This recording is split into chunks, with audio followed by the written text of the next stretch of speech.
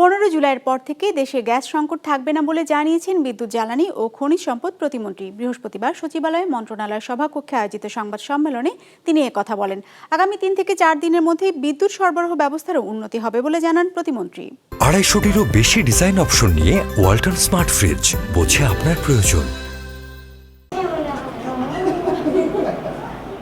দেশ জুড়ে চলছে তীব্র গ্যাস সংকট প্রায় 1 মাস ধরে। দিনের বেলা বাসাবাড়িতে গ্যাসের দেখাই মেলে না অনেক এলাকায়। গভীর রাতে গ্যাস পাওয়া গেলেও চাপ থাকে কম। গ্যাস সংকটে ব্যাহত হচ্ছে শিল্প কারখানার উৎপাদন, নেমে এসেছে প্রায় অর্ধেকে।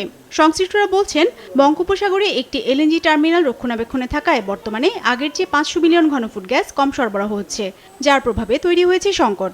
চলতি মাসের মাঝামাঝি সময়ে এই সংকট কেটে যাবে বলে আশ্বাস দেন বিদ্যুৎ জ্বালানি ও খনিজ সম্পদ প্রতিমন্ত্রী। বিগত দিনে যে ঝড়টা হলো, সেই ঝড়ের কারণে আমাদের একটা এফএসআরইউ ক্ষতিগ্রস্ত হয়েছে। প্রায় 1 মাস যাবৎ আমাদের কাজ চলতেছে। এটা হয়তো আগামী 14-15 তারিখের দিকে আসবে।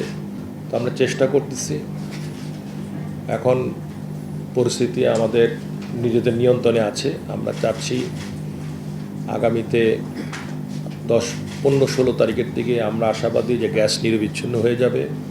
গ্যাস সরবরাহ কমে যাওয়ায় বিদ্যুৎ উৎপাদনও কমেছে, বেড়েছে লোডশেডিং। এছাড়া ঝড়ে অনেক জায়গায় বিদ্যুতের লাইন ভেঙে পড়ার কারণেও বিঘ্নিত হচ্ছে বিদ্যুৎ সরবরাহ।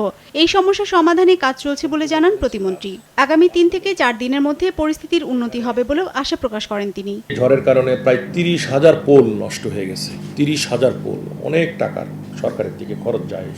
এই লাইনগুলো আবার ঠিক করতে হয়।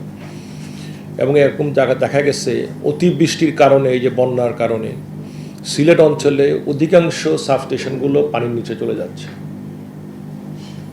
পোলগুলো নষ্ট হয়ে যাচ্ছে। এগুলি আবার ফিরে পানি নামলে পরে আমাদের কাজ করতে হবে।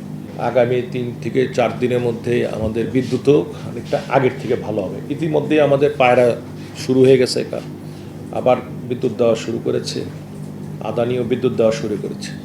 মন্ত্রী বলেন, এবারের বাজেটে সরকারের মূল লক্ষ্য ছিল দেশে নিরবচ্ছিন্ন বিদ্যুৎ সরবরাহ করা। এজন্য বরাদ্দ দেওয়া হয়েছে 1086 কোটি টাকা।